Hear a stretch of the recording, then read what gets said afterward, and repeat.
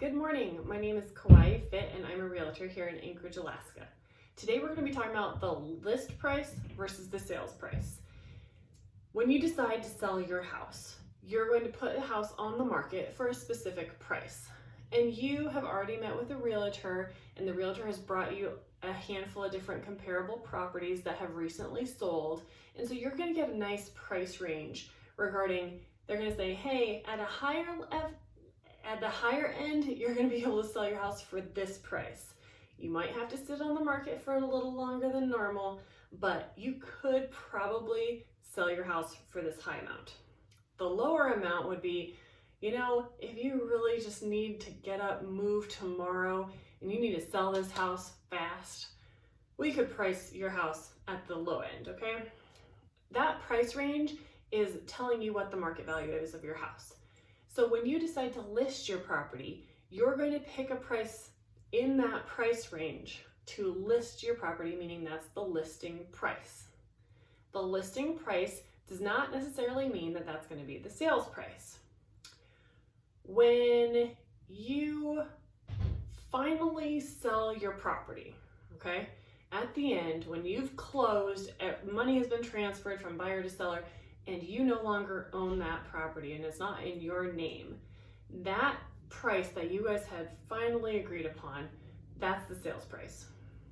So let's say you decide to put your house on the market for $500,000 and and your realtor told you ahead of time, $500,000 is kind of the maximum. I don't know how long we're gonna have to sit on the market for, but you can probably get your house sold for $500,000.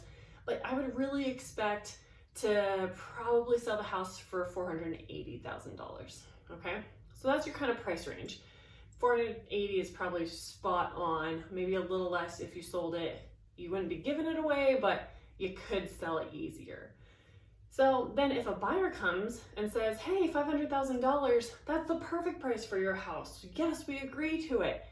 Then that means, and then if everything goes smoothly and nothing changes contractually wise regarding, repairs and that kind of stuff. And so the price at $500,000 stays at $500,000 and they buy the property at $500,000, then your listing price and your sales price are going to be the same.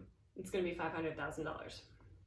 If that buyer comes to you and says, yes, we'll submit an offer for $500,000. Now we're gonna have a home inspection. And the home inspector, let's say he creates a report, which is usually like 40 pages or something. It's nothing to be alarmed about, but there's a handful of items. And let's say the buyer says, holy cow, we don't wanna have to take care of all these items. We're gonna ask that the seller deduct maybe 15 grand from their asking price or from their listing price, because there are a handful of items that we really are going to have to take care of as soon as we buy this house, assuming that the seller is not going to be wanting to do any of these repairs himself. So the buyer can actually go to the seller and say, we still want the house, we want it as is, but we're going to ask for 15 grand off of the original price, so off of the listing price that we had agreed upon before. So now our sales price is not going to be at your $500,000. It's going to be at $485,000. So then probably your sales price will be $480,000 and your listing price will be $500,000.